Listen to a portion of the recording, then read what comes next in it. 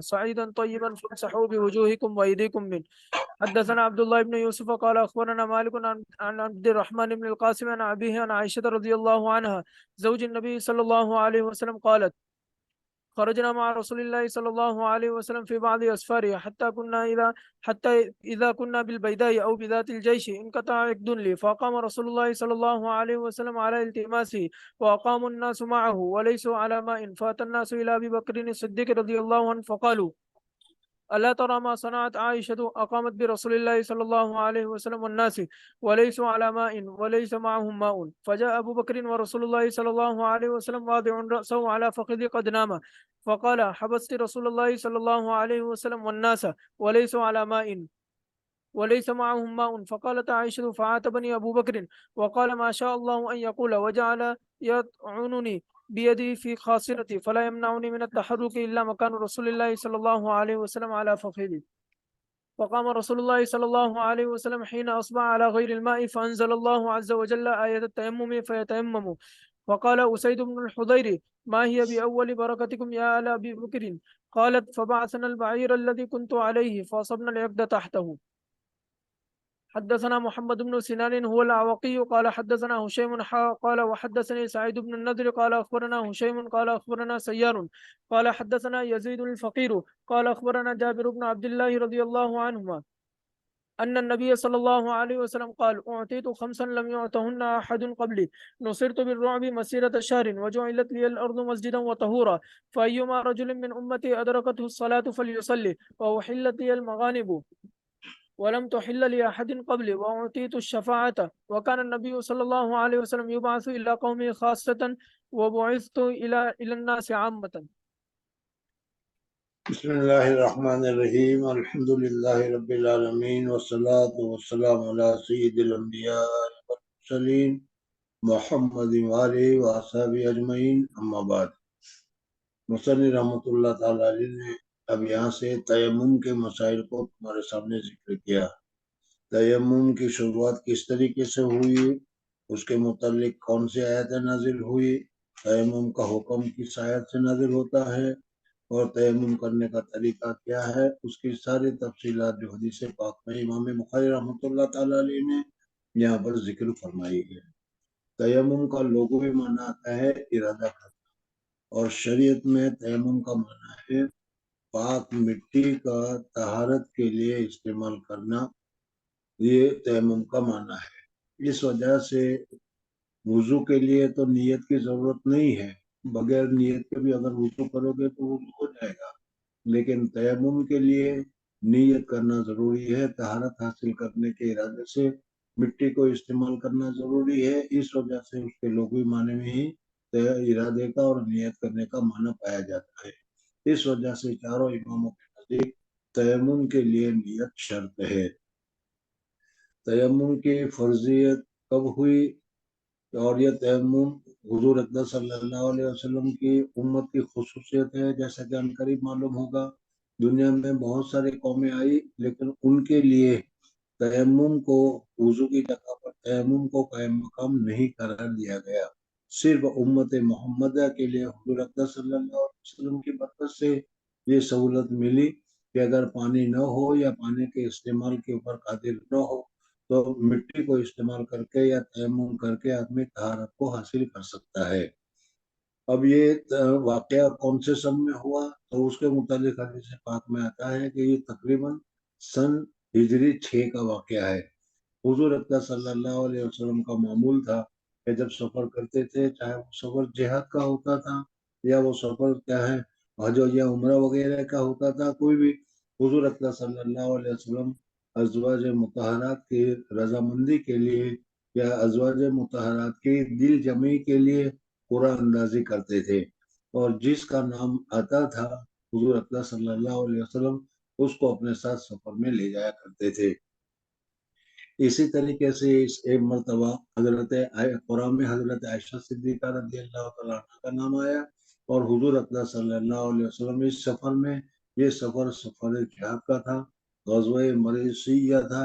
یا کچھ دوسرا غزوہ تھا، اس میں دونوں قول نقل کیے جاتے ہیں۔ بہرحال حضور اقدس صلی اللہ علیہ وسلم غزوہ کے لیے تشریف لے گئے، حضرت عائشہ صدیقہ رضی اللہ تعالیٰ عنہ بھی اس سفر میں حضور اقدس صلی اللہ علیہ وسلم کے ساتھ تھی۔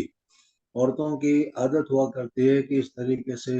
باہر کہیں جانا آنا ہوتا ہے تو اس صورت میں وہ زیورات وغیرہ پہنتی ہے، اور ان کے پاس نہ ہو تو دوسروں سے عاریت کے اوپر لے کر وہ پہنتی ہے۔ تو حضرت عائشہ صدیقہ رضی اللہ تعالیٰ عنہ نے بھی اپنی بہن حضرت اسماء رضی اللہ تعالیٰ عنہ کا جو ہر تھا وہ ہر عاریت پر استعمال کرنے کے لیے پہنا تھا، اور وہ پہن کر اس سفر میں تشریف لے گئی تھی۔ لیکن اب یہ سفر کی جب واپسی ہو رہی تھی تو واپسی میں ایک ایسی جگہ پر پہنچے کہ جس جگہ پر وہاں پر قریب میں کہیں پانی وغیرہ نہیں تھا۔ حضرت عائشہ صدیقہ رضی اللہ تعالیٰ عنہ کے گلے سے وہ ہار نکل گیا، اور حضرت عائشہ صدیقہ رضی اللہ تعالیٰ عنہ نے محسوس کیا کہ میرے گلے میں ہار نہیں ہے، گر گیا ہے۔ تو انہوں نے حضور اقدس صلی اللہ علیہ وسلم سے گزارش کی کہ یا رسول اللہ صلی اللہ علیہ وسلم میرا ہار گر گیا ہے اور پتہ نہیں کہا ہے، اس کو تلاش کرایا جائے۔ حضور اقدس صلی اللہ علیہ وسلم نے قافلے کو روک دیا اور کہا کہ بھئی ٹھہر جاؤ، تمہاری اماں کا ہار گم ہو گیا، اس کو تلاش کرو۔ چنانچہ اس ہار کے تلاش کرنے میں لگ گئے، اور اسی تلاش کرنے میں وہ ہار نہیں ملا، اور صبح صادق ہو گئی، نماز کا وقت ہو گیا۔ یہ حدیث پہلے بھی گزری تھی کہ وضو کی تیاری کب کرنی چاہیے۔ اس میں بتایا تھا کہ جب نماز کا وقت آ جائے یا جب نماز پڑھنے کا ارادہ ہو اس وقت ضروری ہے پہلے سے کوئی وضو کرنا یا پہلے سے وضو کا اہتمام کرنا۔ فرض لازم اور ضروری نہیں ہے، ہاں بہتر ہے، لیکن فرض لازم اور ضروری نہیں ہے۔ بہرحال جب نماز کا وقت آیا تو وہاں پر جن کو وضو کرنے کی ضرورت تھی تو دیکھا کہ وہاں اڑوس پڑوس میں وہاں کوئی پانی نہیں ہے۔ جب پانی نہیں ہے تو وہ پریشان ہو گئے کہ ابھی نماز بھی پڑھنی ہے، وضو نہیں ہے، اور پھر اس صورت میں کیا کیا جائے گا۔ اس وجہ سے کیا ہے، ان لوگوں میں ہر قسم کے آدمی ہوتے ہیں، تو بعض لوگوں نے حضرت عائشہ صدیقہ رضی اللہ تعالیٰ عنہ کو کیا ہے شرمندہ کرنا یا حضرت عائشہ صدیقہ رضی اللہ تعالیٰ عنہ کو بلیم کرنا، الزام دینا شروع کیا کہ ان کی وجہ سے ایسی جگہ پر رک گئے، یا پانی نہیں ہے، آج ہماری نماز چلی جائے گی، یا ہمارا کیا ہوگا۔ چنانچہ حضرت ابوبکر صدیق رضی اللہ تعالیٰ عنہ کے پاس بھی ہو گئے، اور جا کر کہا کہ دیکھو آپ کے بیٹے ایسی جگہ پر حضور صلی اللہ علیہ وسلم کو انہوں نے روک دیا کہ وہاں پر پانی نہیں ہے، اور کیا ہے یہاں وضو کرنے کی ضرورت ہے، اور وضو کے لیے یہاں پانی نہیں ہے، تو کس طریقے سے نماز پڑھی جائے گی اور کیا ہوگا۔ بہرحال حضرت ابوبکر صدیق رضی اللہ تعالیٰ عنہ کو بھی احساس ہوا، اور اسی ناراضگی میں حضرت ابوبکر صدیق رضی اللہ تعالیٰ عنہ حضرت عائشہ صدیقہ رضی اللہ تعالیٰ عنہ کے پاس تشریف لے گئے۔ باپ کو چاہے وہ بیٹی کتنی اچھی کیوں نہ ہو جائے، ان کو اپنے بیٹے کو بیٹی کو ڈانٹنے کا اور اصلاح کرنے کا حق ہوتا ہے۔ تو اسی وجہ سے اسی حق کی وجہ سے حضرت عائشہ صدیقہ رضی اللہ تعالیٰ عنہ کو حضرت ابوبکر صدیق رضی اللہ تعالیٰ عنہ نے ان کے گھر میں تشریف لے گئے، اور حضرت ابوبکر صدیق رضی اللہ تعالیٰ عنہ نے ڈانٹنا شروع کیا۔ اب وہاں جب حضور صلی اللہ علیہ وسلم کے خیمے میں یا حضور اقدس صلی اللہ علیہ وسلم کی جگہ میں تشریف لے گئے تو دیکھا کہ حضرت عائشہ صدیقہ رضی اللہ تعالیٰ عنہ تشریف فرما ہے، اور حضرت عائشہ صدیقہ رضی اللہ تعالیٰ عنہ کے رام کے اوپر حضور اقدس صلی اللہ علیہ وسلم نے سر مبارک رکھا ہوا ہے، اور حضور اقدس صلی اللہ علیہ وسلم آرام فرما رہے ہیں۔ اب یہاں ایک بات دوسری بھی یہ دیکھنی ہے کہ صحابہ کرام رضوان اللہ تعالیٰ اجمعین کو حضور اقدس صلی اللہ علیہ وسلم کے ساتھ کتنی محبت کی، کتنا تعلق تھا، یا دوسرے لفظوں میں کہو کہ ازواج مطہرات کو حضور اقدس صلی اللہ علیہ وسلم کے ساتھ کتنا تعلق تھا، کتنی محبت تھی، یا عورت اپنے شوہر کے ساتھ کتنی محبت کرتی ہے، اور صحابہ کی عورتیں جو تھی وہ اپنے شوہروں کا کتنا احترام کرتے تھے، کتنی مدد کرتی تھی، اس واقعے سے معلوم ہوگا۔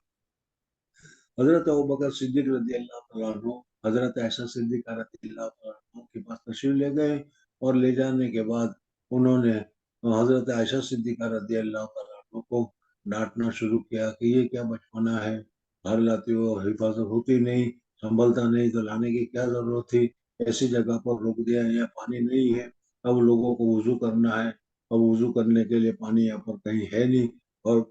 فجر کی نماز کا وقت ہو رہا ہے، تو اب پریشانی ہوگی۔ اور جب آدمی زیادہ غصے میں ہوتا ہے تو اس صورت میں کیا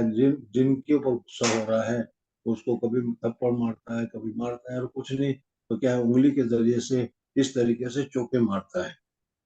تو یہاں انہوں نے دیکھا کہ حضور اقدس صلی اللہ علیہ وسلم آرام فرما رہے ہیں، تو حضرت عائشہ صدیقہ رضی اللہ تعالیٰ عنہ کو ڈانٹا، اور ڈانٹنے کے ساتھ ان کی کوکھ میں حضرت ابوبکر صدیق رضی اللہ تعالیٰ عنہ نے انگلی ماری، کوکھ میں انگلی کو چبائی. بہرحال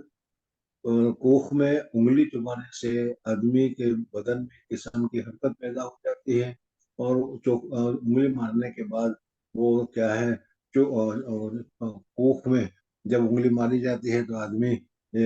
حرکت کرتا ہے. لیکن حضرت عائشہ صدیقہ رضی اللہ تعالیٰ عنہ فرماتی ہے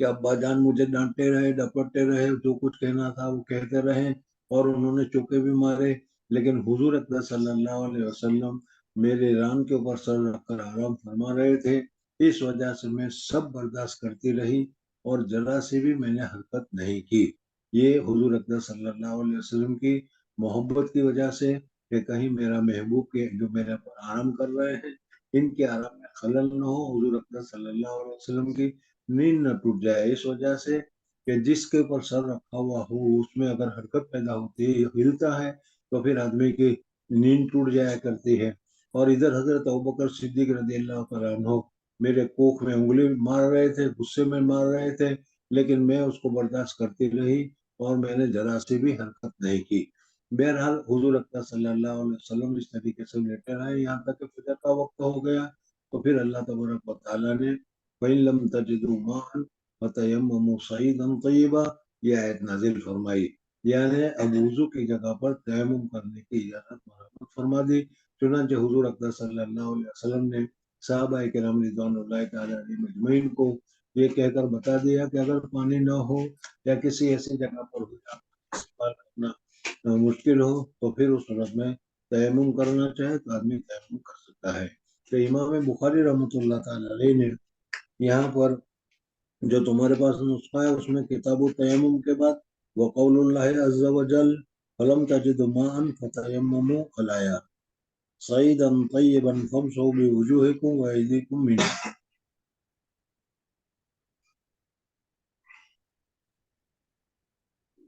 ماشاء اللہ، مجھے امید ہے کہ آپ کو تو کوئی اشکال پیدا ہوا ہی نہیں ہوگا، یا ہوا؟ امام بخاری رحمۃ اللہ، واقعہ تو پورا تم لوگوں نے سن لیا. اب اس کے متعلق امام بخاری رحمۃ اللہ تعالی علیہ نے تیمم کے ثبوت کے لیے یا تیمم کب فرض ہوا، کس طریقے سے ہوا، اس کی تفصیلات کے لیے یہ آیت ذکر کی. عامتاً تحریر کی یا لکھنے کی طریقہ یہ ہوتا ہے کہ اگر پوری حدیث بیان کر دی جائے تو پھر اس صورت میں کیا ہے، یا اگر کہیں پوری آیت وغیرہ ذکر کی جائے تو پھر اس صورت میں درمیان میں کچھ نہیں کہا جاتا. لیکن اگر آیت آدھی ذکر کی جائے یا حدیث آدھی ذکر کی جائے تو پھر اس صورت میں حدیث کے لیے الحدیث اور آیت کے لیے الآیہ اس طریقے سے ذکر کیا جاتا ہے. تو یہاں پر امام بخاری رحمۃ اللہ تعالی علیہ نے قرآن پاک کی ایک آیت ہے اس پوری آیت کو ذکر کیا، فَلَمْ تَجِدُوا مَاءً فَتَيَمَّمُوا صَعِيدًا طَيِّبًا فَامْسَحُوا بِوُجُوهِكُمْ وَأَيْدِيكُمْ مِنْهُ، اور درمیان میں الآیہ کا لفظ لکھا. حالانکہ الآیہ اگر صرف اتنا ہی ذکر کر دے فَلَمْ تَجِدُوا مَاءً فَتَيَمَّمُوا الآیہ، تو اس وقت میں یہ مطلب ہوگا کہ یہ جو آیت پوری ہے وہ پوری آیت پر مراد ہے. لیکن یہاں پر الآیہ بھی لکھا اور پھر پوری آیت بھی لکھی، تو یہ کیا ہے، امام بخاری رحمۃ اللہ تعالیٰ نے ایسا کیوں کیا؟ اس کا جواب یہ ہے کہ اصل میں اختلاف نسخ ہے. بعض نسخوں میں آدھی آیت ذکر کرنے کے بعد الآیہ لکھا ہوا ہے، اور بعض نسخوں میں پوری آیت لکھی ہوئی ہے. استاد پڑھاتا ہے تو کبھی مختصر کر دیتا ہے، کبھی طویل بیان کرتا ہے. تو اسی طریقے سے یہاں پر امام بخاری رحمۃ اللہ تعالیٰ علیہ کے کسی نسخے میں فَلَمْ تَجِدُوا مَاءً الآیہ لکھا ہوا تھا، اور بعض نسخوں میں پوری آیت لکھی ہوئی تھی، تو کاتب نے درمیان میں اس طریقے سے دونوں کو جوڑ دیا. تو یہ کاتب کی غلطی ہے، امام صاحب رحمۃ اللہ تعالیٰ علیہ کی غلطی نہیں ہے. بہرحال فَلَمْ تَجِدُوا مَاءً فَتَيَمَّمُوا الآیہ صَعِيدًا طَيِّبًا فَامْسَحُوا بِوُجُوهِكُمْ وَأَيْدِيكُمْ مِنْهُ.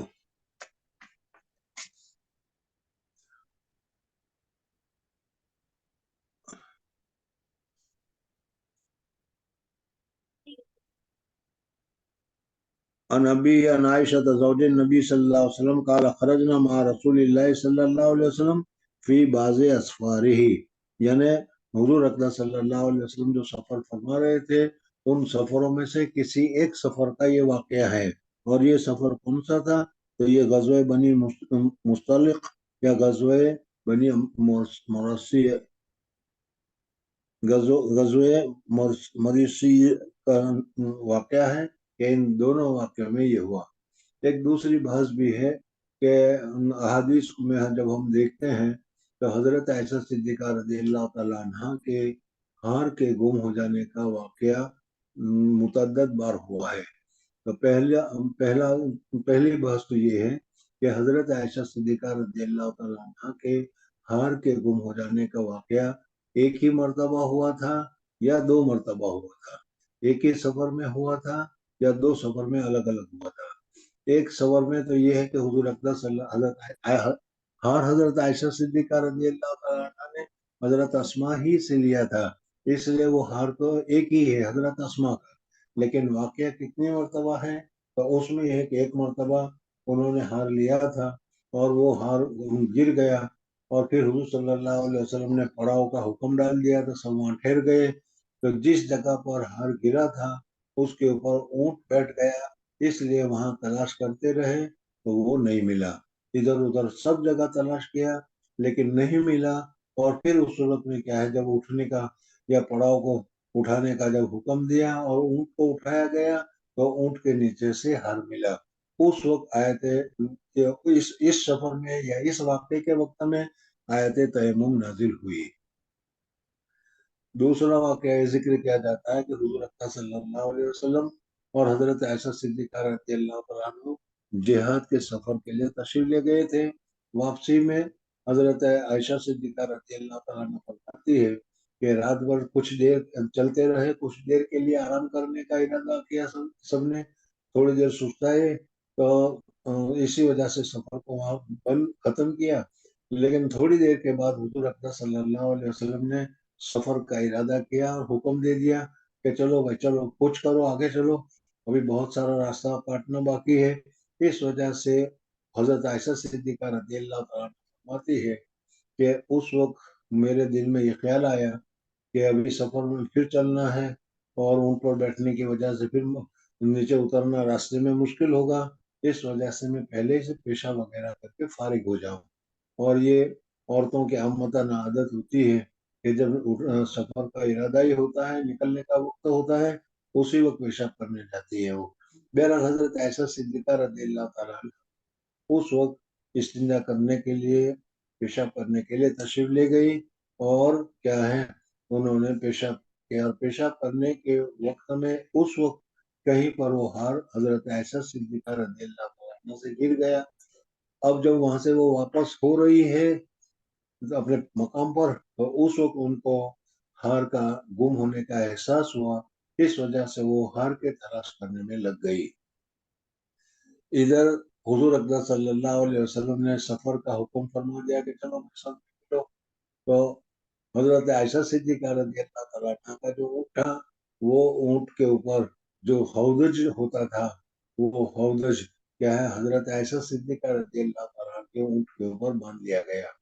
حضرت عائشہ صدیقہ رضی اللہ تعالیٰ عنہ 9 سال کی عمر میں کیا ہے رخصتی ہوئی، اور رخصتی کے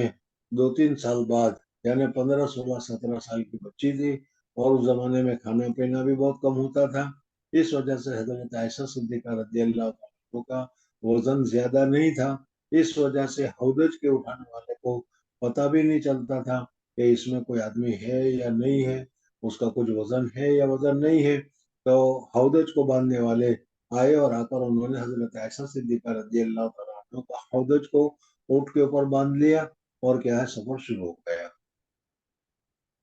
حضرت عائشہ صدیقہ رضی اللہ تعالیٰ عنہ جب آئی تو دیکھا کہ جس جگہ پر پڑاؤ تھا وہاں پر کوئی نہیں ہے، سب چلے گئے ہیں۔ اور تم لوگوں نے یہاں پر بھی اپنے یہاں بھی تم نے دیکھا ہوگا کہ جماعت کے لیے ہم جب جاتے ہیں کسی مسجد میں ٹھہرتے ہیں اور وہاں سے جب واپس نکلنے کا ارادہ ہوتا ہے تو ایک آدمی کو متعین کیا جاتا ہے کہ وہ اخیر میں سب چیز کو دیکھ کر آئے کہ کہیں ہمارا سامان میں سے کوئی چیز رہ نہ گیا ہو، लाइट बटन वगैरह बंद करना हो तो सारा बंद करके ताला वगैरह कराए। तो इस तरीके से हुजूर अकरम सल्लल्लाहु अलैहि वसल्लम ने भी ये मामूल बना रखा था कि जब काफिला पूरा गुजर जाए उसके बाद एक आदमी को हुक्म दिया था कि वो उस काफिले की जगह पर से सब चीज को देख दाख कर आए, किसी का माल रह गया हो, किसी का माल गिर गया हो तो वो सबको उठाकर ले आए। हजरत आयशा सिद्दीका रज़ियल्लाहु ताला अन्हा इस्तिंजा करने के लिए तशरीफ ले गई थी। किसी को कहा भी नहीं था, इसलिए किसी को मालूम नहीं था। दुबली पतली थी, हल्की फुल्की थी, इस वजह से हौज में भी बैठी है कि नहीं है, पर्दा होने की वजह से पता नहीं चला। बहरहाल वो हौज ऊँट के ऊपर बांध लिया गया और वो काफिला ने सफर शुरू कर दिया। और जब हजरत आयशा सिद्दीका रज़ियल्लाहु ताला वहां पर आई है तो देखा वहां पर कोई नहीं है, तो वो परेशान हो गई। और उस परेशानी में हजरत आयशा सिद्दीका रजी अल्लाह ताला अन्हा ने ये समझा कि यहीं से मैं काफिले से अलग हुई हूँ, इस वजह से मुझे यहीं बैठे रहना चाहिए। इस वजह से कि हुजूर अकरम सल्लल्लाहु अलैहि वसल्लम जब मेरे हौदज में मुझे नहीं पाएंगे तो फिर उस सूरत में हुजूर सल्लल्लाहु अलैहि वसल्लम तहकीकात करवाएंगे कि आयशा कहाँ गई, तलाश करके लाओ, और फिर उस सूरत में आदमी को भेजेंगे, वो इसी जगह पर तलाश करने के लिए आएंगे। इस वजह से हजरत आयशा सिद्दीका रज़ी अल्लाह तआला फरमाती है कि मैंने इरादा किया कि मुझे कहीं नहीं जाना, मुझे यहीं पर इंतजार करते रहना है कि हुजूर अकरम सल्लल्लाहु अलैहि वसल्लम की तरफ से कोई आदमी आए और मुझे ले जाए। इसलिए वो वहां बैठ गई, बच्ची थी, वहां बैठ गई। और ऐसे वक्त में उनको नींद आ गई तो हजरत आयशा सिद्दीका रज़ियल्लाहु तआला अन्हा सो गई। इधर वो काफिला चलता रहा। इस काफिले के आखिर में हुजूर अकरम सल्लल्लाहु अलैहि वसल्लम ने एक आदमी को मुतय्यन किया था और वो हजरत आयशा सिद्दीका रज़ियल्लाहु ताला अन्हा को उन्होंने जवान पर्दे से पहले की हालत में हजरत आयशा सिद्दीका रज़ियल्लाहु ताला अन्हा को देखा भी था। इस वजह से जब वो वहां आए तो दूर से तो देखा कोई आदमी सोया हुआ है, फिर करीब आए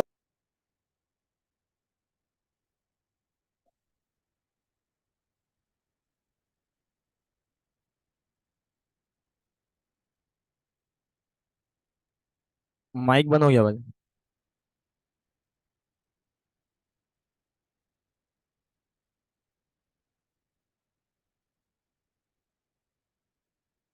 माइक बंद हो गया आपका भाई।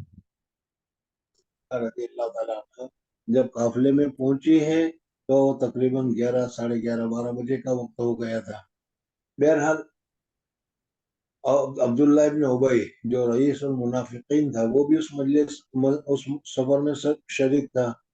अब उनको मौका मिल गया कि हजरत आयशा सिद्दीका रज़ी अल्लाह ताला अन्हा तन्हा रह गई। हजरत आयशा सिद्दीका रज़ी अल्लाह ताला अन्हा नौजवान लड़की थी हुजूर अकरम सल्लल्लाहु अलैहि वसल्लम के साथ, और उनको क्या है कुछ गड़बड़ी हुई और क्या है उन्होंने उस सहाबी के साथ खुदा न खास्ता नाजायज जिना का मसला का उन्होंने तोहमत लगानी शुरू कर दी। अब्दुल्ला बिन उबई बड़ा पक्का मुनाफिक था और बड़ा होशियार भी था, और वो जानता भी था। इस वजह से उसने साफ साफ सराहतन ऐलान नहीं किया, लोगों को जाहिर नहीं किया, बल्कि जो भी कोई उसके पास आता था तो ये पूछता था, अरे वो हजरत आयशा सिद्दीका रज़ी अल्लाह तआला अन्हा का जो वाकया है और वो क्या है सहाबी का जो वाकया है वो तुम्हें मालूम है? नहीं, नहीं, क्या है? कोई ऐसा करना कि वो फलाने से पूछना, वो तुम्हें वाकया बताएगा। अब ये उससे पूछते थे तो वो सहाबी जो थे वो पूरा वाकया बयान कर दिया करते थे। इस तरीके से क्या है इस वाकये में हुजूर अकरम सल्लल्लाहु अलैहि वसल्लम और हजरत आयशा सिद्दीका रज़ियल्लाहु ताला अन्हा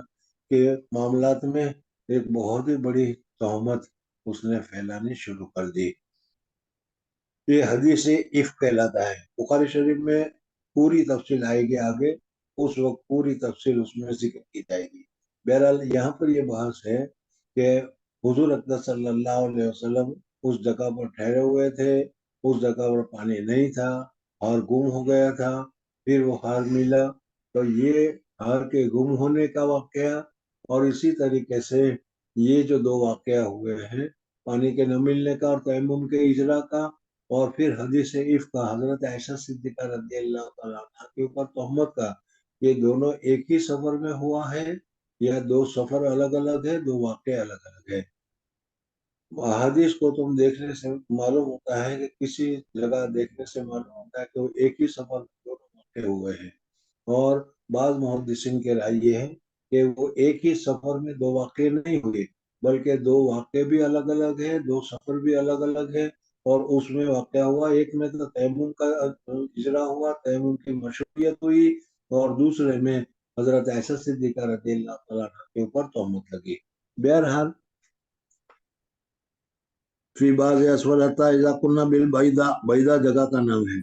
او بذات جیسے انقطع اقدن لی فاقام رسول اللہ صلی اللہ علیہ وسلم علی التما سے ہی، حضور اقدس صلی اللہ علیہ وسلم نے اس ہار کو تلاش کرنے کے لیے صحابہ کرام رضوان اللہ تعالیٰ علیہ کو روک لیا، واقام الناس معہو، حضور صلی اللہ علیہ وسلم بھی وہاں رک گئے، اور صحابہ کرام رضوان اللہ تعالیٰ اجمعین بھی ہار کی تلاش کے لیے وہاں رک گئے، لیسو علی معین، اور وہ وہاں پانی پر نہیں تھے، یعنی وہاں اطراف میں کہیں پانی نہیں تھا۔ یہاں پر سوال یہ پیدا ہوتا ہے کہ حتی اذا کننا بالبیضاء او بذات الجیش، کیا یہ جگہ کا نام ہے، وہاں کی آبادی کا نام ہے، وہاں کی بستی کا نام ہے، اور کہتے ہیں کہ وہاں پانی نہیں تھا، تو اس کا کیا مطلب کہ وہ ایسی جگہ پر رہتے تھے جہاں پانی نہیں ہے؟ نہیں، پانی اس لیے کہ آدمی اسی جگہ اپنی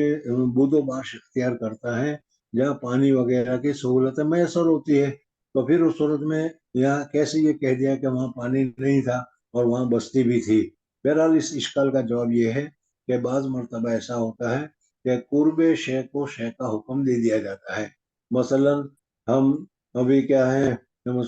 شہر میں نہیں پہنچے، شہر کے قریب بھی پہنچ گئے، تو اس وقت میں کہتے ہیں کہ چلو ہم پہنچ گئے، شہر میں پہنچ گئے، حالانکہ شہر ابھی 2 میل 3 میل دور باقی ہے۔ تو اس طریقے سے یہ جو بستی تھی، اس بستی کے قریب میں یہ واقعہ پیش آیا تھا، اس وجہ سے بذات البیضاء یا ذات الجیش کا انہوں نے الفاظ استعمال کیا۔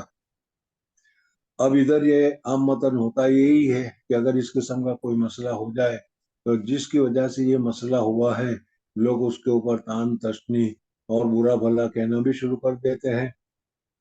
انسان کا عام متن مزاج یہ ہوتا ہے، تو صحابہ کرام رضوان اللہ تعالیٰ علیہ مجمعین بھی حضرت عائشہ صدیقہ رضی اللہ تعالیٰ عنہ کے متعلق کہ نعوذ باللہ تعالیٰ من ذالک اپنی طرف سے الفاظ ہیں، یہ نہیں کہ یہ سمجھانے کے لیے بتا رہا ہوں کہ ہم جیسے کہتے ہیں حضرت عائشہ صدیقہ رضی اللہ تعالیٰ عنہ کیسی ٹھوکری ہے، اور جب سنبھلتا نہیں ہے تو سامان لے کر چلنے کی کیا ضرورت تھی، کیوں دوسرے کا مال لیا، یہ نہیں دیکھتی کہ یہاں پر پانی ہے نہیں اور ہم کو نماز پڑھنا ہے۔ تو بعد حضرت عائشہ صدیقہ رضی اللہ تعالیٰ عنہ کا قصور اور الزام نکالنے لگے، اور بعضوں نے حضرت ان کے ابا جان حضرت ابوبکر صدیق رضی اللہ تعالیٰ عنہ سے جا کر بھی شکایت کر دی کہ دیکھو آپ کی بیٹی کیسی ہے، ان سے سنبھلتا نہیں تھا،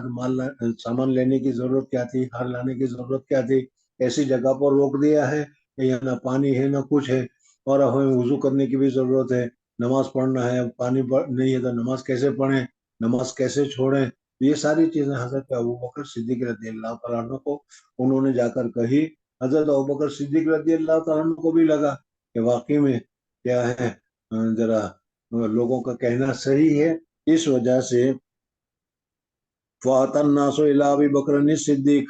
وَقَالُوا کیا آپ نہیں دیکھتے مَا صَنَعَتْ عَائِشَةُ حضرت عائشہ نے یہ کیا کیا ہے، اقامت برسول اللہ صلی اللہ علیہ وسلم حضور اقدس صلی اللہ علیہ وسلم کے ساتھ اقامہ اختیار کیا ہے، والناس اور حضور صلی اللہ علیہ وسلم کے ساتھ لوگوں نے بھی پڑاؤ کو اختیار کیا ہے، وَلَيْسَ وَلَا مَاءٍ وَلَيْسَ مَاهُمْ مَاءٌ نہ ان کے پاس پانی ہے، نہ ایسی جگہ پر پڑاؤ ڈالا ہے کہ جہاں پانی ہوتا ہے تو ہم وہاں سے پانی لے کر اپنی ضرورت کو پورا کر دیں۔ حضرت ابوبکر صدیق رضی اللہ تعالیٰ عنہ کو بھی بات صحیح لگی،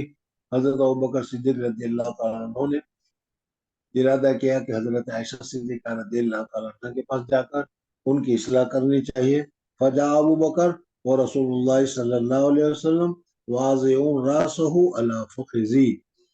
حضرت ابوبکر صدیق رضی اللہ تعالیٰ عنہ میرے حجرے میں، میرے تمبو میں، میرے جگہ پر تشریف لائے، اور مجھے کہنے کے لیے، مجھے سمجھانے کے لیے، مجھے ڈانٹنے ڈپٹنے کے لیے آئے، لیکن یہ حال یہ تھا کہ صبح کا وقت ہو رہا تھا، حضور اقدس صلی اللہ علیہ وسلم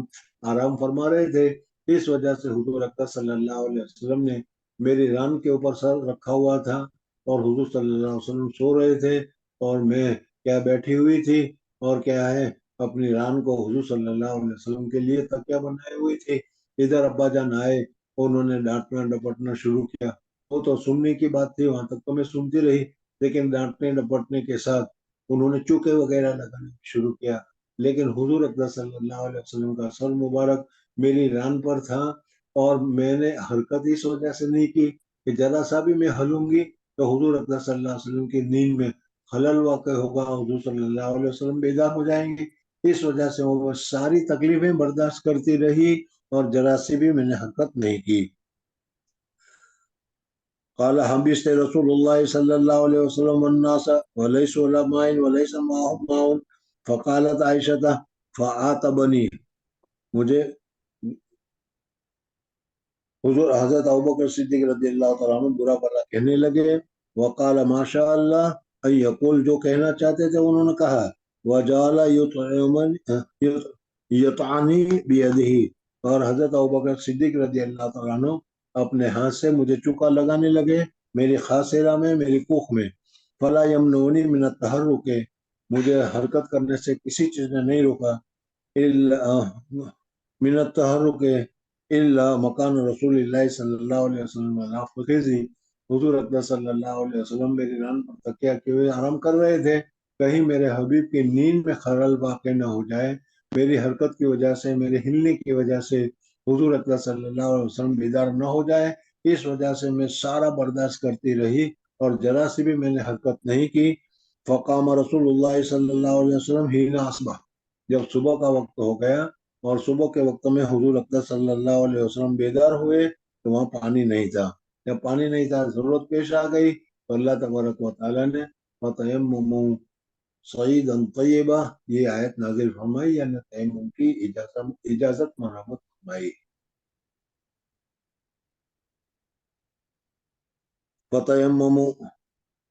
فقال اسید ابن حضیر، اسید ابن حضیر ایک صحابی تھے، انہوں نے یہ مقولہ کہا، انہوں نے یہ ارشاد فرمایا کہ حضرت ابوبکر صدیق رضی اللہ تعالیٰ عنہ یا حضرت ابوبکر صدیق رضی اللہ تعالیٰ عنہ کے فیملی خاندان میں سے کسی وجہ سے اگر کوئی پریشانی نازل ہوتی ہے تو اللہ تبارک و تعالیٰ کا خصوصی فضل، اللہ تبارک و تعالیٰ کا خصوصی کرم اور اللہ تبارک و تعالیٰ کی طرف سے مخصوص رحمتیں نازل ہونی شروع ہو جاتی ہے. دیکھو یہاں حضرت عائشہ صدیقہ رضی اللہ تعالیٰ عنہ کا ہر گم ہو گیا اور اس ہر کے گم ہونے کی وجہ سے اس کو تلاش کے لیے ہم یہاں رہ گئے اور اس وجہ سے نماز کا وقت آ گیا، وہاں پانی کا انتظام نہیں تھا، وضو کا انتظام نہیں تھا، تو اللہ تبارک و تعالیٰ نے ایک آسانی فرما دی کہ آئندہ بھی کبھی کہاں بھی کسی کو بھی امت میں سے ایسی جگہ پر پہنچ جائے جہاں پر پانی نہ ہو یا پانی استعمال کرنے کا اس کو امکان نہ ہو تو پھر اس صورت میں اگر وہ تیمم کر لے گا یہ تیمم کرنا جائز ہو جائے گا، تیمم کرنا درست ہو جائے گا. بہرحال مٹی کو استعمال کرنے سے طہارت حاصل ہو جائے گی. تو یہ بہت بڑی سہولت ہے، بہت بڑی راحت ہے جو حضرت ابوبکر صدیق رضی اللہ تعالیٰ عنہ کے خاندان کی وجہ سے امت کو نصیب ہوئی. فقال اسید ابن حضیر ما ہی باول برکتکم، یہ تمہاری پہلی برکت نہیں ہے یہ آل ابو بکر. قالت، اچھا اب ہوا یہ کہ اٹھائے چلو بھائی نہیں ملا، جانے دو، اٹھاؤ چلو سفر کرنا ہے. اب اونٹ کو اٹھایا گیا. جب اونٹ کو اٹھایا گیا تو وہ ہار جس کو تلاش کر رہے تھے، جس کے تلاش کے لیے ادھر ادھر سب مارے مارے پھر رہے تھے، وہ اس اونٹ کے نیچے سے مل گیا اور ہر بھی مل گیا. فبعث البعیر التی كنت علیہ فاصبنا العقدۃ، تو پایا ہم نے ہار کو اس کے نیچے. تو اس طریقے سے یہ تیمم کی ابتدا کا یہ واقعہ ہوا اور میں نے جیسے کہ ابھی بتایا کہ تقریباً یہ سن ہجری 6 کا واقعہ ہے. تو تیمم کی ابتدا اور کس طریقے سے تیمم کی ابتدا ہوئی وہ پوری تفصیل امام بخاری رحمۃ اللہ تعالیٰ علیہ نے اس ترجمۃ الباب میں بتائی. اور میں نے ابھی بتایا کہ یہ تیمم امت محمدیہ کی خصوصیت ہے، اس سے پہلے کسی دوسری امت کے لیے تیمم کا طریقہ رائج نہیں تھا. بہرحال دوسری حدیث تمہارے سامنے ذکر کی گئی، اس میں حضور اکرم صلی اللہ علیہ وسلم فرماتے ہیں کہ اوتی تو خمسن، اللہ جل جلالہ و امن والوں نے 5 انعام مجھے ایسے دیے ہیں کہ وہ انعام اس سے پہلے دوسرے نبی جو گزرے ہیں ان کو، اس سے پہلے دوسری امتیں جو گزری ہیں ان کو میسر نہیں ہوئے، اور اللہ جل جلالہ و امن والوں نے اپنے فضل و کرم سے مجھے یہ 5 نعمتیں عطا فرمائی ہے، اور میری وجہ سے یہ نعمتیں میری امت کو بھی، میرے ماننے والوں کو بھی ملی ہے۔ اوتی تو خمسن لم یؤتہن احد قبلی، مجھ سے پہلے کسی نبی کو، کسی رسول کو، میرے پہلے کسی امت کو کیا ہے یہ نعمتیں نہیں ملی۔ نصرت بالرعب مسیرۃ شہرین، مسیرۃ شہرین 1 مہینے کی مسافت، 1 دن کی مسافت سمجھ لو کہ عامتاً ہم لوگ 16 میل سے کرتے ہیں، اسی وجہ سے 48 میل پر آدمی مسافر ہو جاتا ہے، تو 1 دن کی مسافت 16 ہے، تو 30 دن کی 16 48 یعنی 480 یا 500 میل ہو گئے۔ آدمی 500 میل دور ہوتا ہے، حضور صلی اللہ علیہ وسلم جہاں پر ہیں وہاں سے 500 میل کی جو مسافت ہے، ان ساری مسافت میں حضور اکبر صلی اللہ علیہ وسلم کا دور، حضور اکبر صلی اللہ علیہ وسلم کا دبدبہ، حضور اکبر صلی اللہ علیہ وسلم کا کیا ہے خوف لوگوں کے دلوں پر طاری ہو جاتا ہے۔ اسی وجہ سے آدمی کیا ہے، جب کسی کا ڈر تمہارے دل میں بیٹھا ہوا ہو، جب کسی کا خوف تمہارے دل میں بیٹھا ہوا ہو، تو تم اس کے خلاف کچھ نہیں کرتے، اس کو کیا ہے نقصان پہنچانے کا بھی ارادہ نہیں کرتے وغیرہ، اور کیا ہے ڈرتے بھی رہتے ہو۔ تو حضور اکبر صلی اللہ علیہ وسلم نے فرمایا کہ میرے پاس نہ لاؤ ہے، نہ لشکر ہے، نہ کیا ہے کوئی فوج ہے، لیکن اللہ جل جلالہ و امن والوں نے میرا رعب لوگوں کے دلوں پر ایسا ڈال رکھا ہے کہ میرے سامنے آتے ہوئے، میرے ساتھ میں بات کرتے ہوئے ڈرتے ہیں۔ عامتاً ہمارے یہاں بھی اپنے معاشرے میں بھی ہوتا ہے کہ کسی آدمی کا رعب اور دبدبہ ایسا لوگوں کے دلوں پر بیٹھ جاتا ہے کہ اس کے ساتھ بات کرتے ہوئے یا اس کے پاس جاتے ہوئے لوگوں کو خوف محسوس ہوتا ہے۔ تو حضور اکبر صلی اللہ علیہ وسلم فرماتے ہیں نصرت بالرعب مسیرۃ شہرین، 1 مہینے کی مسافت پر جب آدمی ہوتا ہے اس وقت سے اس کے اوپر میرا رعب طاری ہو جاتا ہے اور وہ مجھ سے ڈرنے لگتا ہے۔ بہرحال نصرت بالرعب مسیرۃ شہرین وجعلت لی الارض مسجدا وطہورا، اور دوسرا کرم، دوسرا احسان اللہ تبارک و تعالیٰ نے فرمایا کہ اس سے پہلے جو امتیں تھیں ان امتوں کے لیے اللہ تبارک و تعالیٰ کی عبادت کرنے کے لیے، ہر جگہ عبادت کرنے کے لیے ان کو اجازت نہیں تھی، بلکہ اپنے اپنے معبدوں میں جاتے تھے، وہیں وہ عبادت کر سکتے تھے۔ ہنود کے یہاں پر بھی مندر میں جا کر ہی وہ عبادت کر سکتے تھے، اپنے گھر میں وہ مندر نہیں بنا سکتے، بلکہ عبادت کرنا ہو تو ان کو مندر میں جانا پڑے گا۔ اسی طریقے سے یہود اور نصارہ وغیرہ ہو، ان کو بھی اپنے اپنے مندروں میں جا کر عبادت کرنا پڑتا تھا، ہر جگہ پر وہ عبادت نہیں کر سکتے تھے۔ اور حضور اکبر صلی اللہ علیہ وسلم کے لیے اللہ تبارک و تعالیٰ نے یہ سہولت فرمائی جعلت لی الارض مسجدا، پوری روئے زمین کو نماز پڑھنے کے لیے، مجھے عبادت کرنے کے لیے اجازت مرحمت فرمائی۔ اب جس جگہ پر بھی میں عبادت کرنا چاہوں عبادت کر سکتا ہوں۔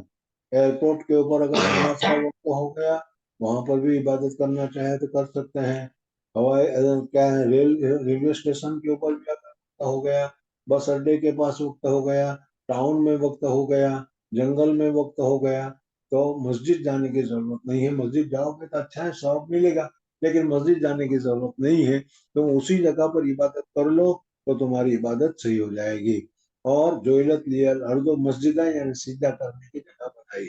وطہورا، اور اس پوری روئے زمین کو اللہ تبارک و تعالیٰ نے طہارت کے لیے بھی جگہ بنائی کہ اگر پانی نہ ہو اور تیمم کر لیا جائے گا تو یہ تیمم کرنے کی وجہ سے آدمی پاک اور مطہر ہو جائے گا اور وہ نماز وغیرہ ادا کرنا چاہے تو ادا کر سکتا ہے۔ تو حضور اکبر صلی اللہ علیہ وسلم فرماتے ہیں خمسن، 5 چیزیں ایسی ہیں کہ اللہ جل جلالہ و امن والوں نے مجھے عطا کی ہے، دوسری قوم کو عطا نہیں کی گئی۔ جو پہلا تو یہ بتایا کہ اللہ تبارک و تعالیٰ نے میرا خوف اور میرا دبدبہ 500 سال تک 500 मील तक की मसाफत का अल्लाह तबारक व तआला दिया। वहाँ वहीं से आदमी के क्या है डर और घबराहट और हुजूर अकबर सल्लल्लाहु अलैहि वसल्लम का खौफ उसके दिल पर तारी हो जाता है। वह जुइलत लियल अर्द मस्जिदम व तहूरा, और दूसरा है कि मेरे लिए जमीन को नमाज पढ़ने की जगह और क्या है वुजू करने के लिए बना दिया गया। तीसरी चीज हुजूर अकबर सल्लल्लाहु अलैहि वसल्लम ने फरमाया कि ओहिलत लियल मगानिम, हजरत आदम अलैहिस्सलाम के ज़माने से तुम्हें मालूम है कि जब कोई चीज़ अल्लाह तबारक व तआला के रास्ते में देनी होती थी, तो जो तुमको अल्लाह के रास्ते में निकलना है, चाहे ज़कात हो, चाहे सदक़ात हो, चाहे दूसरी चीज़ हो, तो उसको एक जगह मुतय्यन होती थी, उस जगह पर ले जाकर रख देना पड़ता था। हजरत हाबिल और काबिल वगैरह का जो वाक़या हुआ, उसमें वो क्या है गन्ना, वो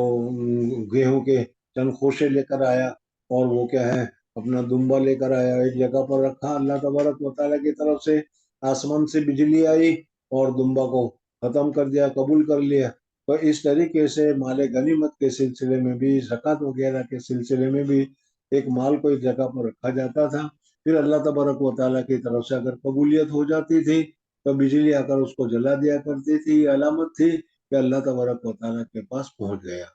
माल गनीमत को और इसी तरीके से ज़कात वगैरह के माल को, यानी जो अल्लाह तबारक वैसे तो सब कुछ अल्लाह तबारक व तआला ही का है, लेकिन यहाँ पर वो अल्लाह तबारक व तआला की तरफ मंसूब हो गया।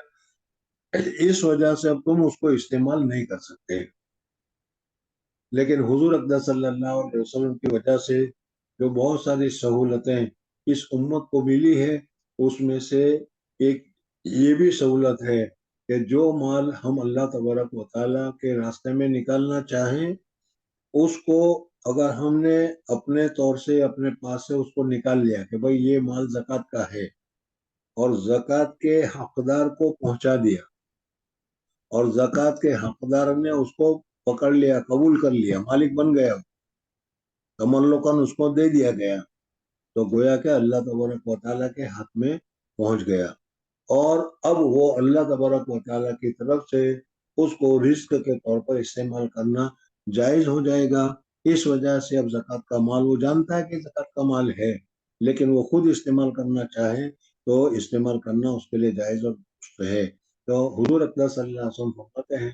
कि माल गनीमत में भी यही था कि पहले तो आसमान से बिजली आती थी, खत्म हो जाती थी, इस्तेमाल करने की इजाजत नहीं थी, लेकिन अल्लाह जल्ल जलालहू व अम्न वालहू ने मुझे इस्तेमाल करने की इजाजत मरहमत फरमाई, और ये बताया कि जो माल अल्लाह तबारक व तआला को देना हो वो गरीब, मोहताज, मुस्तहिक ज़कात को दे दो। अगर वो उसके ऊपर कब्जा कर लेगा तो कब्जा करना गोया के वो तुमने माल अल्लाह तबारक व तआला के हाथ में पहुंचा दिया, अल्लाह तबारक व तआला के हुजूर में पहुंचा दिया। और जिसने कब्जा कर लिया है उसके लिए वो माल गोया के अल्लाह तबारक व तआला की तरफ से बतौर रिस्क के, बतौर इनाम के उसको मिला है। जी। बाबुन इज़ा लम यजिद माअन वला तुराबन। حدثنا زكريا بن يحيى قال حدثنا عبد الله بن نمير قال حدثنا هشام بن عروة عن أبيه عن عائشة رضي الله عنها أنها استعارت من أسماء قلادة فهلكت، فبعث رسول الله صلى الله عليه وسلم رجلا فوجدها فأدركتم الصلاة وليس معهم ماء فصلوا، فشكوا ذلك إلى رسول الله صلى الله عليه وسلم فأنزل الله آية التيمم. فقال أسيد بن الحضير ليا عائشة جزاك الله خيرا، فوالله ما نزل بك أمر تكرهينه إلا جعل الله ذلك لك وللمسلمين فيه خيرا. गुज़िश्ता हदीस अभी में चल रहा था, बहुत जल्दी बुखारी खत्म करने की फिक्र हो रही है। कभी फिक्र नहीं, इंशाअल्लाह 20 रजब तक में खत्म हो जाएगी। हुजूर अकबर सल्लल्लाहु अलैहि वसल्लम ने फरमाया कि मुझे 5 चीजें अल्लाह तबारक व तआला की तरफ से दी गई है, और ये दूसरी कौमों को नहीं दी गई, सिर्फ मुझे दी गई, और मेरी वजह से उस उम्मत मोहम्मद या कोई चीज हासिल है। उसमें से 3 चीजें मैंने तुम्हारे सामने जिक्र की। चौथी चीज बताई अशफा। हुजूर अकबर सल्लल्लाहु अलैहि वसल्लम को सिफारिश दी गई। कयामत के दिन हजरत आदम अलैहिस्सलाम से लेकर आखिर तक सारे के सारे लोग मैदान हश्र में जमा होंगे, وہاں کا جو ماحول، وہاں کا وہ نظام، بارہا سنا ہوگا آپ نے، ایک الگ سی زمین ہوگی اور وہ بھی بہت زیادہ گرم ہوگی، سورج سر کے قریب ہوگا اور پسینے میں لوگ بھیگے ہوئے ہوں گے. جو جتنا گنہگار ہوگا اتنا وہ پسینے میں ڈوبا ہوا ہوگا. سوال جواب کچھ نہیں ہو رہا، حساب کتاب کچھ نہیں ہو رہا. چند ساتھ چند گھنٹے نہیں، سالانہ ابھی تمہارا امتحان کا موقع آ رہا ہے، 7:30 بجے امتحان کا پرچہ تقسیم کیا جائے گا. اب وہ 7:30 کو تقسیم نہ کیا جائے اور 8 بجے تک پرچہ نہ ملے تو کیسے اونچے نیچے ہو جاتے ہے یا نہیں؟ تو اسی طریقے سے ساری مخلوق یہاں پریشان ہوگی.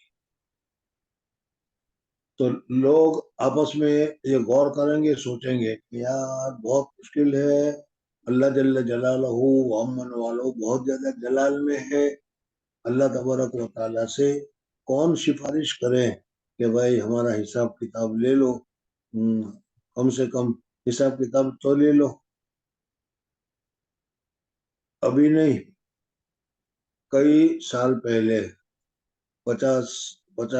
سال پہلے کی بات ہے. اس وقت کسٹم اور کسٹم کے مناظر اور سفر وغیرہ سب الگ الگ. آج تو بہت سہولت ہے، اس وقت یہ نہیں تھی. حج کے لیے سفر میں ہم گئے تھے، اسٹیمر میں سے اتارے، سب کو ایک کمرے میں بند کر کے رکھ دیا جدہ میں، اور وہاں پانی اور استنجا، چھوٹے بچے بڑے سب پریشان ہیں. اور سب کے ذہن میں ایک ہی بات کہ بھائی جلدی سے پاسپورٹ کو کلیئر کر لو، مہر لگا دو، سامان دے دو، یہاں سے نکالو. لیکن نکل نہیں رہے تھے. اس وقت یہ حدیث یاد آئی کہ سارے کے سارے ایک جگہ پر جمع ہو اور پھر وہاں امتحان نہ ہو تو کچھ بھی تکلیف نہ ہو تو ابھی آدمی بہت پریشان ہوتا ہے. یہاں سارے کے سارے آدمی پریشان ہوں گے اور پریشان ہونے کے بعد وہ لوگ سوچیں گے کہ اللہ جل جلالہ ومن والوں سے سفارش کرنی چاہیے کہ یا اللہ جہنم میں داخل کرنا اور جہنمیوں کو جہنم میں بھیج دو، جنتیوں کو جہنم میں بھیج دو، لیکن کم سے کم حساب کتاب تو شروع کر دو. یہ تو حساب کتاب بھی نہیں ہو رہا.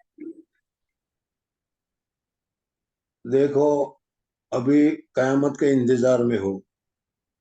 لیکن قیامت کب آئے گی ابھی کچھ طے نہیں. ہو سکتا ہے کچھ اور زمانہ لگے، 1 سال 2 سال 50 سال 100 سال 200 سال نکل جائے، کوئی طے نہیں. تو ابھی سب قیامت کی تیاری میں. قیامت آ جائے گی تو یہ نہیں کہ سب ختم ہو گیا اور دوسرے دن سے پھر دوسرا معاملہ شروع، نہ، کئی سالوں تک ویسے ہی پڑے رہیں گے. پھر اللہ جل جلالہ جب چاہے گا تب سور پھونکا جائے گا. سور پھونکا جائے گا تو سب کے سب مردہ کیا ہے بیدار ہو جائیں گے، حیات ہو جائیں گے اور حیات ہو کر میدان حشر میں جمع ہونا شروع ہو جائیں گے. اب میدان حشر میں جمع ہونے کے بعد کئی سالوں تک انتظار ہی انتظار ہوگا، سوال جواب وغیرہ نہیں ہوگا. سمجھ میں آئے نہیں؟ اللہ جل جلالہ ومن والو اسی حالت میں رکھیں گے، جلال میں عین الملوک وغیرہ وغیرہ. بہرحال پھر اللہ تبارک و تعالیٰ کیا ہے، جب حساب کتاب شروع کرنا ہوگا تو اس وقت لوگوں کے دلوں میں ڈالے گا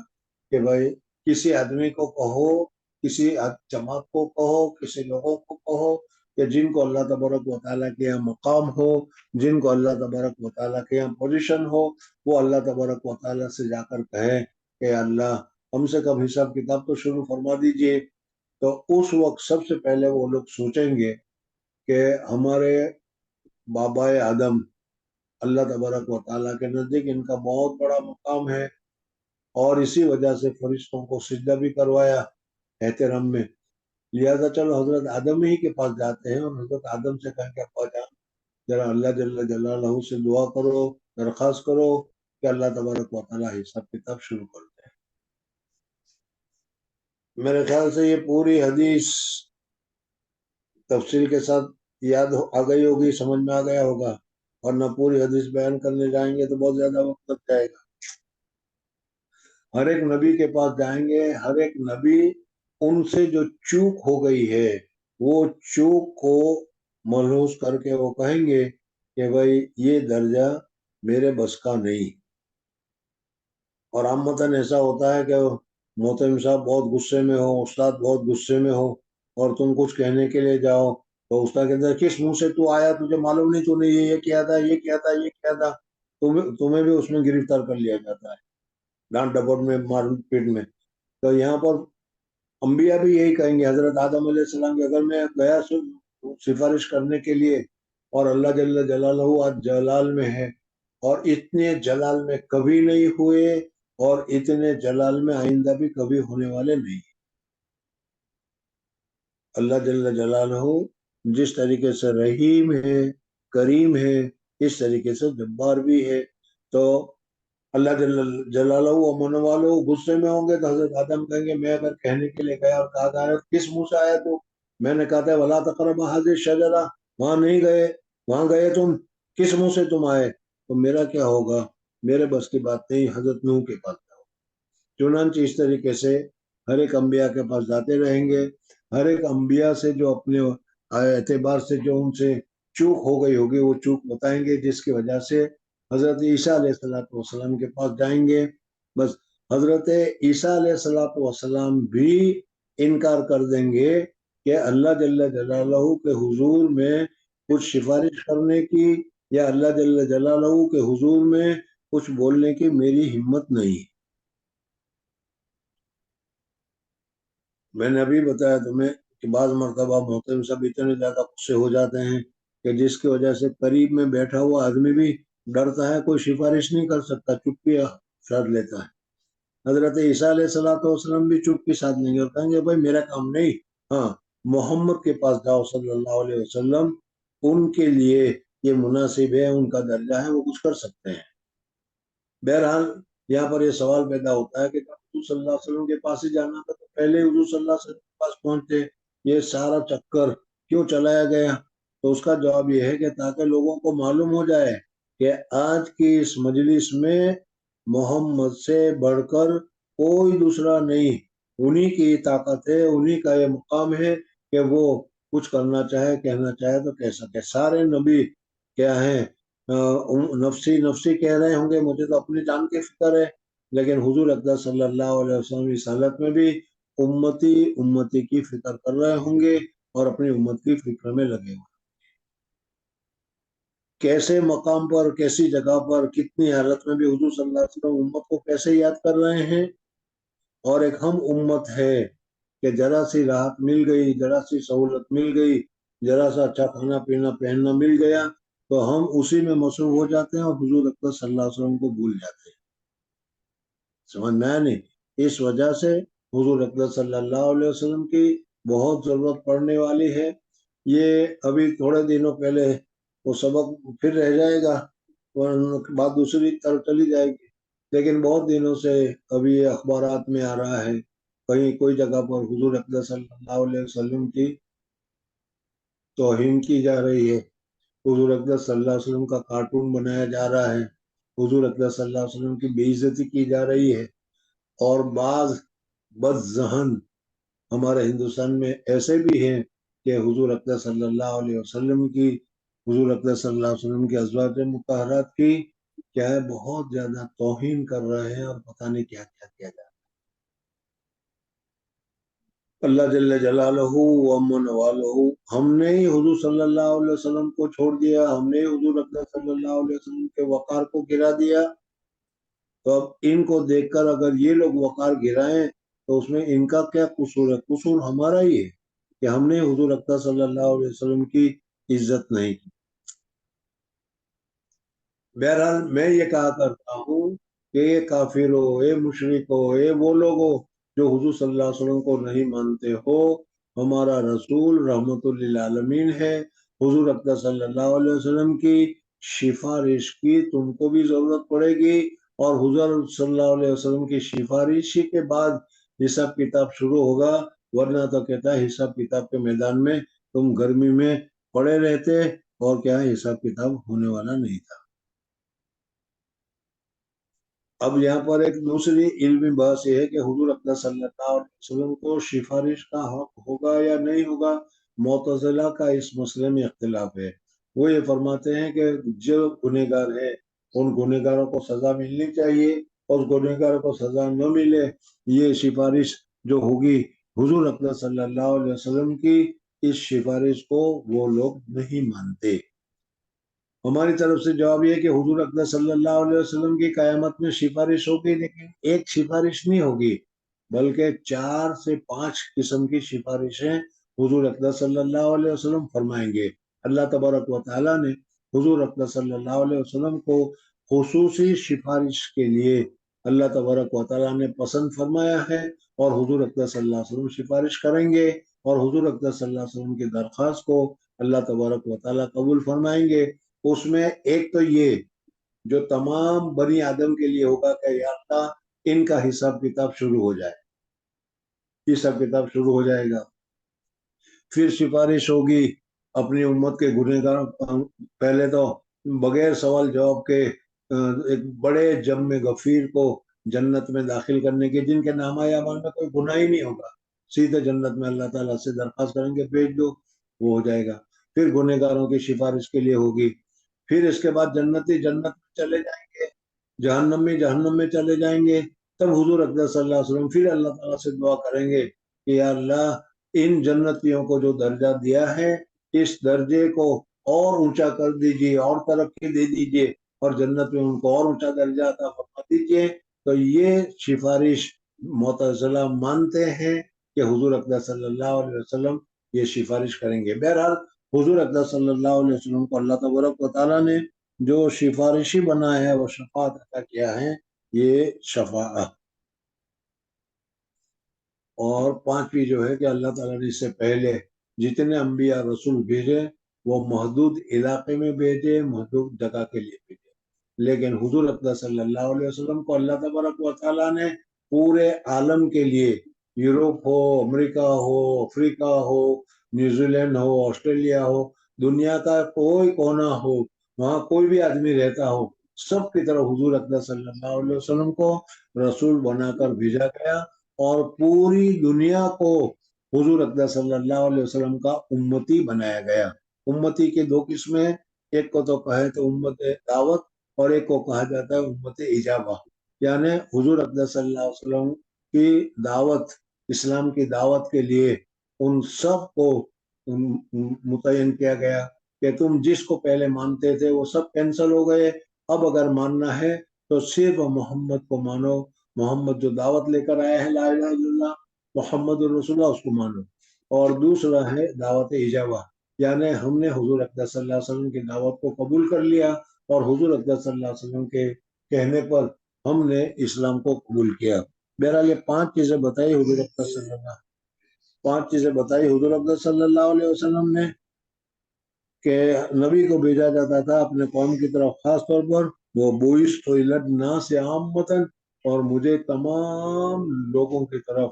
عام لوگوں کی طرف اللہ تبارک و تعالیٰ نے رسول بنا کر بھیجا ہے. جی باب اذا لم یجد ماء ولا ترابا. اگر کسی جگہ پر تو ایسے اس کو کیا ہے، کسی جگہ پر اگر تو پہنچ گئے وہاں پر پانی بھی نہیں ہے اور وہاں پر مٹی بھی نہیں ہے، حالانکہ ایسا تو نہیں ہو سکتا، مٹی تو ہر جگہ ہوگی، لیکن اگر کوئی قید خانے میں ہے اور قید خانے میں جو نیچے اور دیواریں وغیرہ ہے اس دیواروں پر گوبر کے ذریعے سے لیپ دیا گیا ہے، اب اس صورت میں وہاں پر پانی بھی نہیں ہے تو وہ کیا کرے؟ فاقد الطہورین کا مسئلہ تم نے پڑھا ہوگا کہ اگر کوئی آدمی ایسی جگہ پر ہے کہ وہاں پر طہارت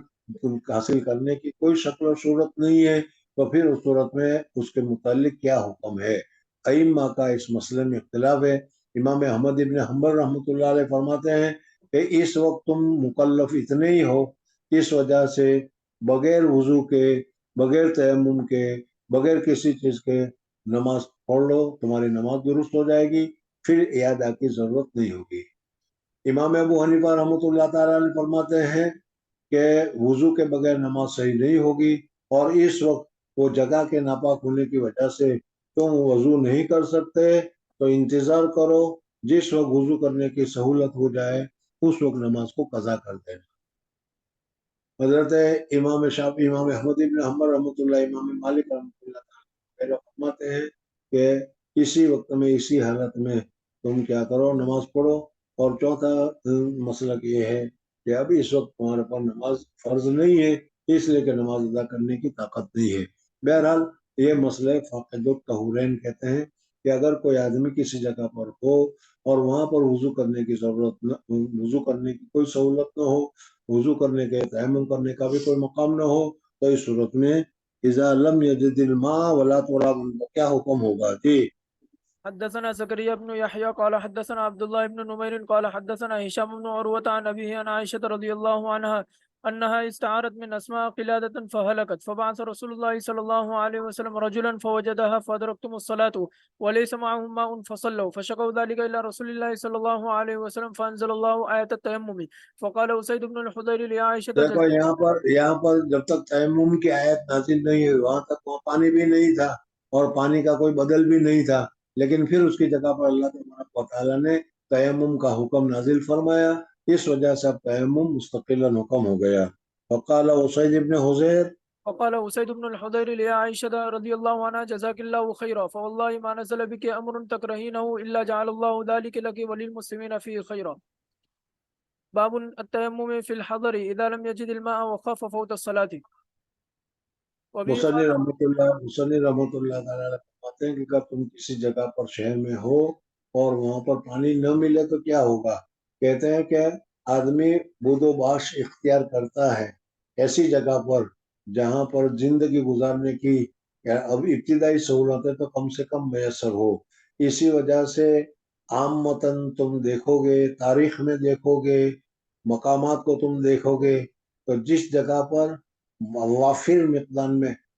مقدار میں پانی وغیرہ ہوتا ہے، پانی وغیرہ ملتا ہے، وہیں لوگ قیام کرتے ہیں۔ ندیوں کے کنارے، تالابوں کے کنارے، جھیلوں کے کنارے بستیاں آباد ہوتی ہے۔ راندیر کو بھی دیکھو، سورت کے کنارے جہاں تپتی ندی ہے آباد ہے، دلی کو دیکھو، اور ان کے علاوہ ہر جگہ پر آدمی کی بستی کو دیکھو تم، تو ہر بستی اسی جگہ پر ہوتی ہے جہاں پانی وغیرہ کی سہولت ہوتی ہے۔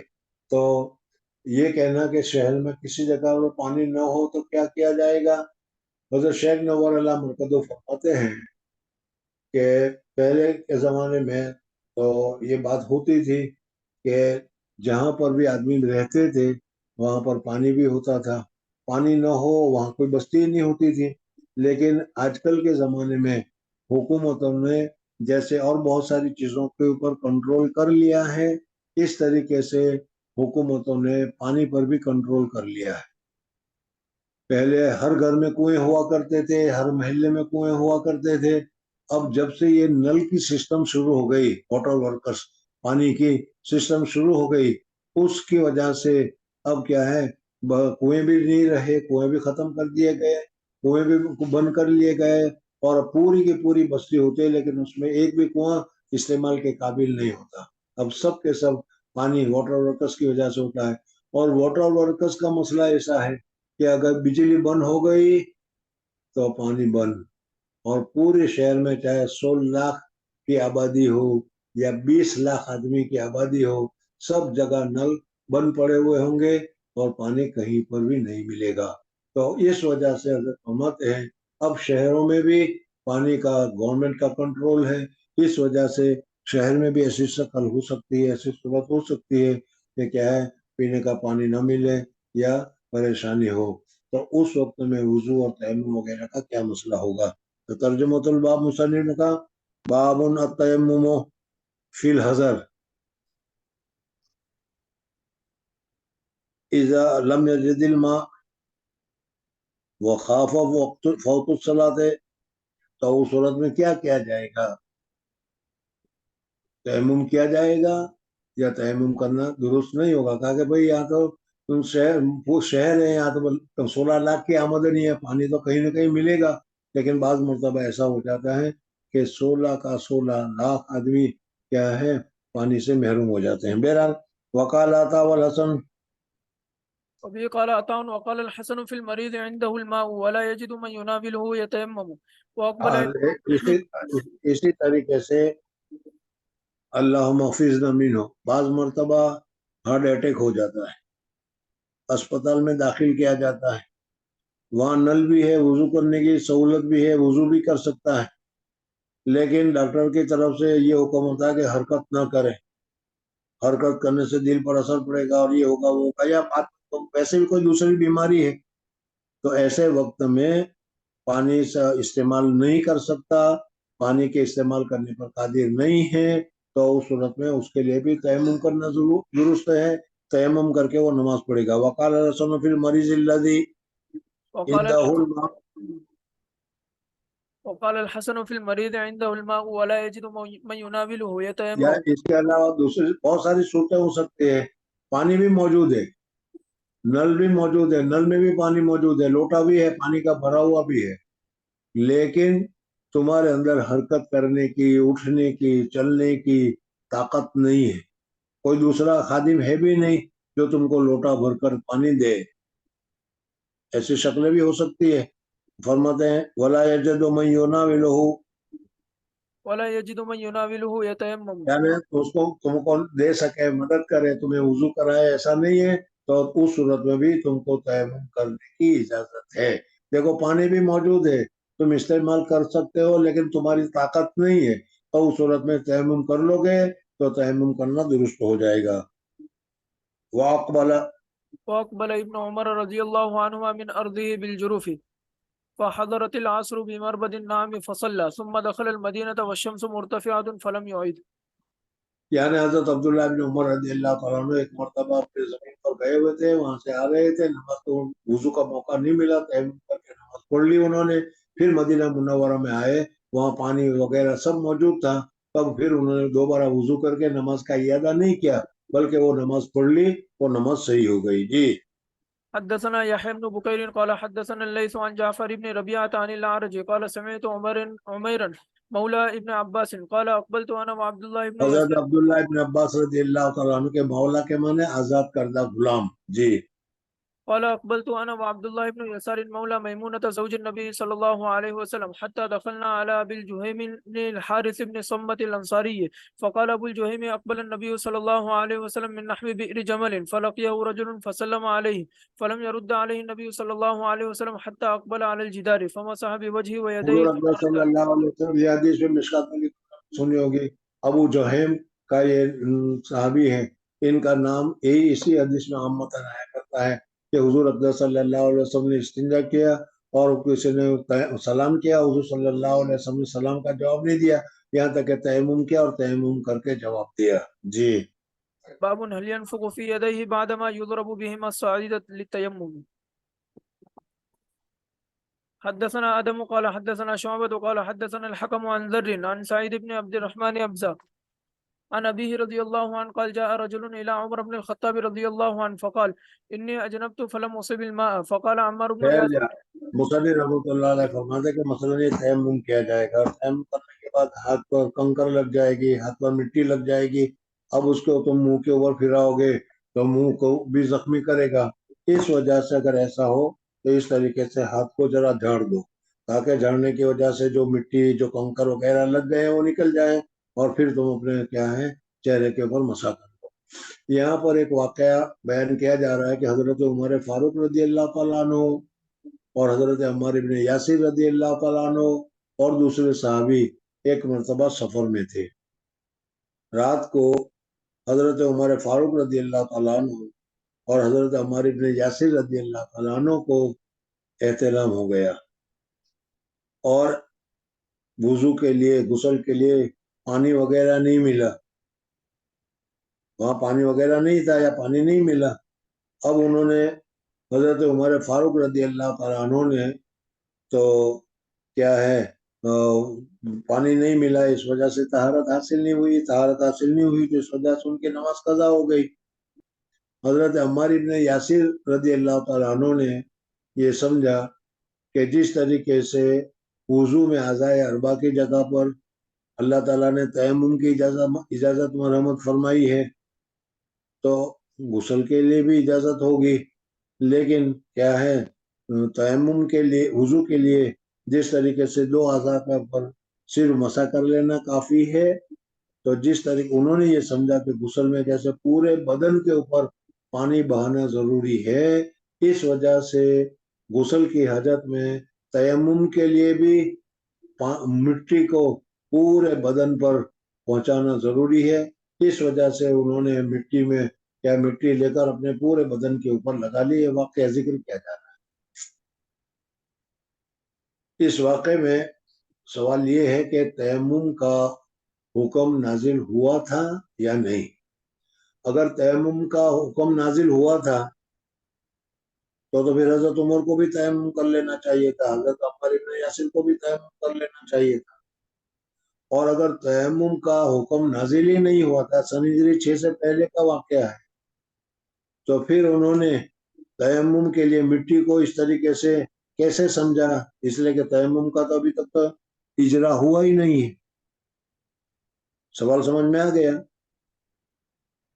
ارے سوال سمجھ میں آیا کہ نہیں؟ یعنی حضرت عمر فاروق رضی اللہ تعالیٰ عنہ نے کیوں استعمال نہیں کیا؟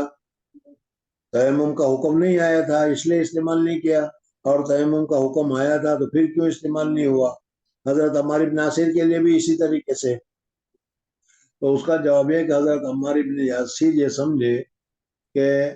یہ صرف کیا ہے، حدث اصغر سے پاک ہونے کا طریقہ ہے۔ حدث اکبر سے پاک ہونے کے لیے جیسے پورے بدن پر پانی بہانا ضروری ہے، اس طریقے سے پورے بدن کے اوپر مٹی لگانا ضروری ہے۔ پرندے کو تم نے دیکھا ہوگا، چڑیا کو بعض مرتبہ دیکھا ہوگا کہ وہ دھول میں الٹ پلٹ ہوتی ہے، سمجھ میں؟ تو اس طریقے سے حضرت عمار ابن یاسر رضی اللہ عنہ پاک ہونے کے لیے وہاں جو دھول تھا اس دھول کو پورے بدن کے اوپر لگا دیا، اور یہ سمجھے کہ یہ تیمم اس طرح تیمم ہو گیا، یہ صحیح ہے۔ حالانکہ یہ بات نہیں تھی، جس طریقے سے وضو سے حدث اصغر سے پاک ہونے کے لیے تیمم ہوتا ہے، اسی طریقے سے حدث اکبر سے بھی پاک ہونے کے لیے تیمم ہے، لیکن وہ ان کے ذہن میں نہیں تھا، اس وجہ سے یہ واقعہ ہوا۔ بہرحال یہ فرماتے کہ ایک مرتبہ ہم سفر میں تھے،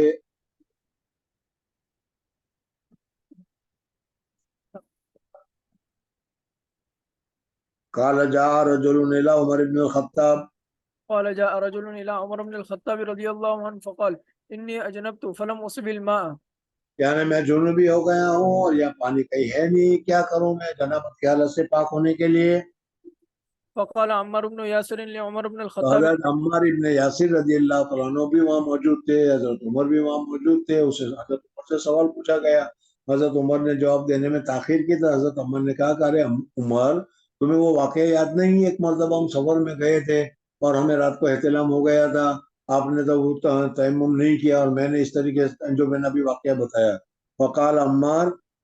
وقال عمار بن ياسر لعمر بن الخطاب رضي الله عنه أما تذكر أننا كنا في سفر وأنا وأنت فجنبنا فأما أنت فلم تصلي وأما أنا ہاں فتمعت. یعنی آپ نے تو تیمم کر کے ناپاک ہونے کی وجہ سے غسل نہیں کیا، اور غسل بھی نہیں تھا ہی نہیں، اس وجہ سے آپ ناپاک رہے، اور ناپاکی کی حالت میں نماز نہیں ہوتی، اس وجہ سے آپ نے نماز قضا کر دی اور بعد میں پاک ہو کر اپنے نماز پڑھی۔ میں نے وأما أنا فتمعت فصليت فذكرت ذلك جس للنبي صلى طریقے الله سے عليه وسلم. چڑیا کو میں نے بھی بتایا، چڑیا کو تم نے دیکھا ہوگا کہ دھول میں اس طریقے سے الٹ پلٹ ہوتی ہے، اس طریقے سے میں بھی تمعقت، جی فصليت فذكرت ذلك للنبي صلى الله عليه وسلم. فقال پھر جب النبي صلى الله سفر سے جب واپس آئے اور جب رودات بتائی گئی، حالات کیفیت حضور صلی اللہ علیہ وسلم کے سامنے پیش کی گئی، تو یہ واقعہ بھی آیا، تو حضور اقدس صلی اللہ علیہ وسلم نے دونوں کو، یعنی حضرت عمر کو بھی فرمایا اور حضرت عمار بن یاسر کو بھی فرمایا، کرے اس طریقے سے کرنے کی ضرورت نہیں، تیمم کر لیتے تو وہ تیمم حدث اکبر والا، حدث اصغر والا حدث اکبر کے لیے بھی کافی ہو جاتا۔ اس لیے عمر کو کہا کہ تم نے نماز قضا کی کرنی نہیں چاہیے تھی، تیمم کر کے پڑھ لیتے، اور حضرت عمار ابن یاسر کو بھی کہا کہ چڑیا کی طرح پورے بدن پر لگانا کافی ضروری نہیں تھا، بلکہ حدث اصغر میں جس طریقے سے کرتے تھے اس طریقے سے کرنا کافی تھا، جی۔ فقال النبي صلى الله عليه وسلم إنما كان يكفيك هكذا. فضرب النبي صلى الله عليه وسلم بكفيه الأرض ونفخ فيهما ثم مسح بهما وجهه وكفيه. باب التيمم للوجه والكفين. تیمم میں صرف دو جگہ پر استعمال کیا جائے گا، ایک تو چہرے کو پورے کے اوپر مسح کیا جائے گا اور دوسرا دونوں ہاتھوں کو اوپر مسح کیا جائے گا۔ اس طریقے سے مثلا کیا مٹی میں لگایا، مٹی میں لگانے کے بعد پھر مسح کے لیے اس طریقے سے 3 انگلی کے ذریعے سے ہاتھ کے اوپر لگاؤ اور پھر یہ حصہ جو اوپر کا رہے گا اس کے لیے یہ 2 انگلی والا حصہ پھرا دو۔ پورے بدن کے اوپر یعنی پورے ہاتھ کے اوپر مسح کر لینا ضروری ہے۔ ایک چہرے کے لیے ہوگا اور ایک ہاتھ کے لیے ہوگا۔ مسح اور پاؤں کے لیے مسح کی ضرورت نہیں ہے، تیمم میں اتنا کافی ہے۔ جی حدثنا حجاج قال حدثنا شعبة قال أخبرني الحكم عن زر عن سعيد بن عبد الرحمن بن أبزة عن أبيه رضي الله عنه قال عمار بهذا وضرب شعبة بيديه الأرض ثم أدناهما من فيه ثم مسح بهما وجهه وكفيه. وقال النضر أخبرنا شعبة عن الحكم سمعت ذرا عن ابن عبد الرحمن بن أبزة قال الحكم وقد سمعته من ابن عبد الرحمن بن أبزة عن أبيه رضي الله عنه قال عمار. حدثنا سليمان بن حرب قال حدثنا شعبة عن الحكم عن ذر عن ابن عبد الرحمن بن أبزة عن أبيه رضي الله عنه أنه شهد عمر وقال له عمار كنا في سرية فأجنبنا وقال تفل فيهما. یعنی وہی واقعہ بیٹھ گیا کہ مرتبہ سریہ میں یعنی جس میں حضور صلی اللہ علیہ وسلم نہیں تھے، ہم نے لوگوں کو جماعت بنا کر بھیجا گیا تھا، جس میں حضرت عمر تھے اور حضرت عمار ابن یاسر تھے، اور یہ واقعہ جو ابھی بتایا وہ پیش آیا تھا۔ جی حدثنا محمد بن كثير قال أخبرنا شعبة عن الحكم عن ذر عن ابن عبد الرحمن بن أبزة عن أبيه عبد الرحمن رضي الله عنه قال عمار لعمر تمعكت فأتيت النبي صلى الله عليه وسلم فقال يكفيك الوجه والكفين. حدثنا یعنی مسلم حضرت عمار کو کہا کہ جب حضور صلی اللہ علیہ وسلم کو وہاں فرمایا غسل کے لیے بھی پورے بدن کے اوپر مٹی لگانی ضروری نہیں ہے، صرف چہرے کے اوپر اور ہاتھ کے اوپر تیمم کر لو گے تو یہ تیمم کرنا حدث اصغر کے لیے جیسے کافی ہو جاتا ہے، اسی طریقے سے حدث اکبر کے لیے بھی کافی ہو جائے گا۔ جی حدثنا مسلم بن إبراهيم قال حدثنا شعبة عن الحكم عن ذر عن ابن عبد الرحمن بن أبزة عن عبد الرحمن قال شهدت عمر قال له عمار وساق الحديث. حدثنا محمد بن بشار قال حدثنا غندر قال حدثنا شعبة عن الحكم عن ذر عن ابن عبد الرحمن بن أبزة عن أبيه رضي الله عنه قال عمار فضرب النبي صلى الله عليه وسلم بيده الأرض فمسح وجهه وكفيه. باب الصعيد الطيب وضوء المسلم يكفيه من الماء. مصنف رحمۃ اللہ تعالیٰ علیہ اس ترجمۃ الباب میں بتاتے ہیں کہ یہ تیمم وقتی طہارت نہیں ہے بلکہ دائمی طہارت ہے، جیسے وضو دائمی ہے اس طریقے سے جب تک پانی نہ ملے تیمم کرنا جائز اور درست ہے۔ چل جانے دو بس۔